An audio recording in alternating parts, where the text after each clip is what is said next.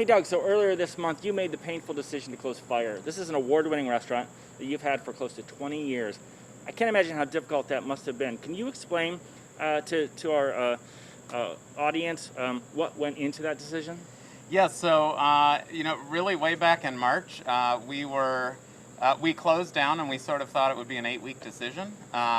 And as we realized, or heard the news and heard, what was happening, we realized it was going to be a much longer period. And so we started to think about, when are we going to reopen? And as we started to think about that, we thought, okay, October. And then as June came around, we realized maybe it's not going to be October. And then we started talking next April, and then when we thought it was going to be a year from shutdown, we realized we had to make some serious decisions. Now, I remember when I published that story, I was shocked personally by how many people responded with the question, why, right? They look at you, they look at your restaurants as thriving, and to me it felt like a little bit of a disconnect between what was going on and maybe what people were thinking. Did you feel that as well as a restaurant owner? I did. I think that there is such a fallacy. A restaurant is a stage, really. It's like we're putting on a theater. So I can understand where there isn't that understanding of how a restaurant really works and what the decisions are behind making it work.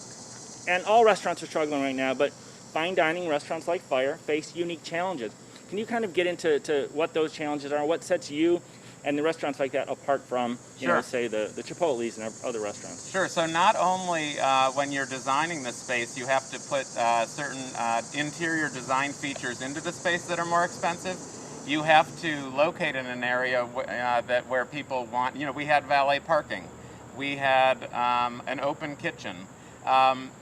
The atmosphere itself is higher end because you're able to watch the chefs on stage in the space. When you have that setting, the difficulty of managing that, with customers in front of you, the cost of running a place like that with that type of ventilation system and the labor that you have in front of you cooking, the plateware, the flatware, as we talked about the valet, the cost of running in an old building like that, the wine program, the alcohol program, the knowledge base that you have to have with your staff. So my manager, Todd, who ran our wine program, his wine education is some of the best in the city, and you pay for that, and you really have to have that knowledge on the floor. So that person is really responsible for that. But then we had 52 employees at a restaurant that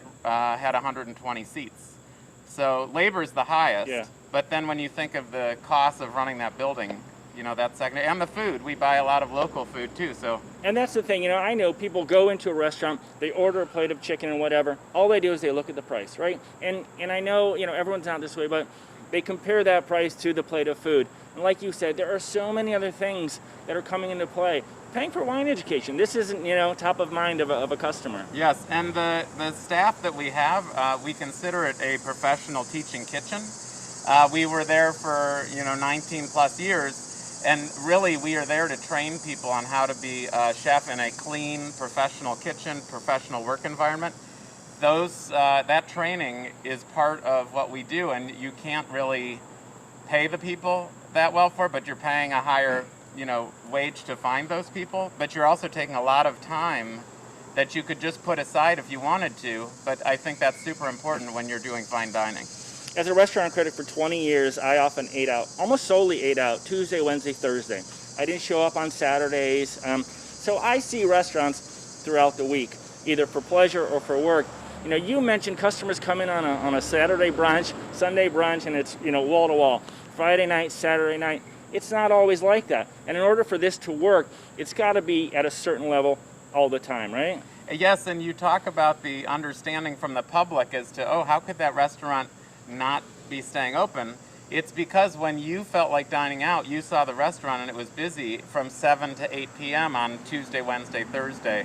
You weren't there at 5:30, 6. You weren't there at 8:30, 9. We still are paying people, and there's a lot of waste when you factor in. You're never sure on the weekdays, how busy you'll be. You're also never sure, maybe you'll get slammed and you run out of food, so you can't sell as much. So it's true that, Friday, Saturday, you're super busy, but if you're not super busy, you're in trouble. And with brunch, it's a much lower check average, and if you're not busy at that time, then you're really in trouble. And then social distancing comes into play. So now you've got this very small window to make all your money for the week, and you're told you can only do half the seating. So that's got to be, that's the crushing blow. Yes, and financially, we make about 4 to 6% on an annual net profit. So if you think of cutting your seats down by half, we had 120 seats. We now have 60 seats. And when you think of this time right now, most people will just eat on a patio, and we had 60 seats on the patio, so we have to socially distance. That could be 40, 45. So, look at the profit level and look at where you're at in terms of cutting those seats, and you're really in trouble. I don't want to be doom and gloom and make dire predictions, but, it's been a gorgeous summer. We've all been enjoying outside. The weather's going to change. We're going to lose that outdoor seating. What do you think is going to happen to, fine dining and regular restaurants? Well, first let me say I've never seen a summer like this in Cleveland. We have never had, I'm so grateful that we have had this, but I think you're right. Even on the rainy day, we had a rainy day last week, and I'm the delivery guy for my concepts right now, and so I'm driving all over, and I'm seeing no people on the patio, no people inside, whereas when it's nice out, patio's full, and still no people inside. So I think it's going to be a true awakening in terms of when it gets too cold, there are going to be people who will not go inside, and even the social distancing is going to be problematic. And then I think trying to pay the bills, and there's so many other factors. The PPP that was given to us throughout the summer is winding down, I would say, towards the end of the year too. So it's a double whammy. So while chefs are looking at this, and it's troubling, some chefs like you are getting creative. And you recently opened a ghost kitchen called Chimmy right behind us. Can you explain what a ghost kitchen is and why it's appropriate for what's going on right now? Sure. So to take a step back, this is my catering commissary, and so we have no catering right now. That was a huge part of our revenue as well. So I have a building that I own with a kitchen in it sitting empty. So we thought to ourselves, why not use it as a time to do some research and development on new concepts? And so a ghost kitchen is really, or a ghost restaurant, is one where you can't really come in and dine, but you can, it's all virtual. So you have a beautiful website, beautiful logo, you have a great menu. It looks like a restaurant, but you order all of your food online. You come and you pick it up, or we deliver it. Typically, it's delivered in some of the bigger cities and not even pickup. And so this worked out perfectly because we have a great kitchen and we don't really have seats where people can come in and dine. And so we decided to launch Chimmy, and it's been really successful. We hope to eventually launch it as a brick and mortar concept when we're able. And now, unlike, say, a restaurant that's already open and just doing carry-out, there is a big difference because that restaurant is open. Yes. It's paying rent, maybe high rent like you said. It has chairs and tables and utilities, whereas a ghost kitchen can focus really mainly on the food and really cut down the cost to make carry-out a viable option. Yeah, so I also have a concept called Zug, which was a restaurant that was open. We closed it. We are doing takeout and delivery, much like this ghost kitchen, but the difference is we pay rent in that building. It's a restaurant sitting empty. And so when you look at the cost that we're paying for Zug versus Chimmy, it's totally different. And so it makes so much more sense to utilize what you have and to be able to do this model. And I think it'll stick even after the pandemic is over, because we're offering a high quality product that is really more flexible for people, and they probably would never have thought of doing this or wouldn't have been technically able to manage through this at another time. I remember we were on the phone recently and you mentioned a possible second concept coming out of here. Yes. This ghost kitchen, is that still in the works? Yes, so our kitchen is about 3,000 square feet, so one concept is not enough.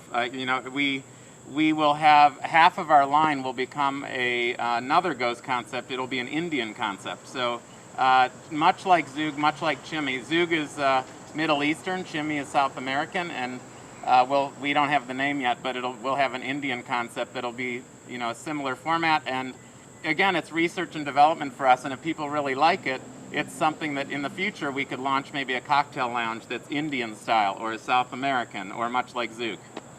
When we talked about fire closing, it was a really sad and difficult conversation with you, but you also ended on a positive note. You said fire might not be dead forever. Fire might come back in some form. Is that still kind of in the back of your mind? Yes, I would say anything's possible, but I have to say that, you know, the most important thing in my mind was protecting what we had built, and it was my dream from, you know, it was my first restaurant. So to think of opening next April and to see that people weren't going to come back in the way that we expected, or that we ordered too much food a lot of weeks, or we couldn't find employees that wanted to work.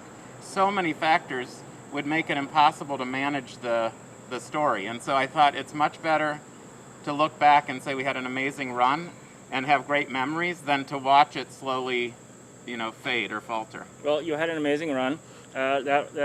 People were devastated by the loss, but also so many great memories coming forward from people who celebrated all their special occasions there. So you have that to look back on, and you did a great job for so long here. Well, thank you. And I'm so happy that I have the memories, and we will create amazing, great new experiences. And you know, even this week we're going to be doing a sticky bun pop-up at my diner, and so we will do things like that to keep people engaged and give people what they keep asking us for. Fine. Well, good luck to you, Doug. Thank you.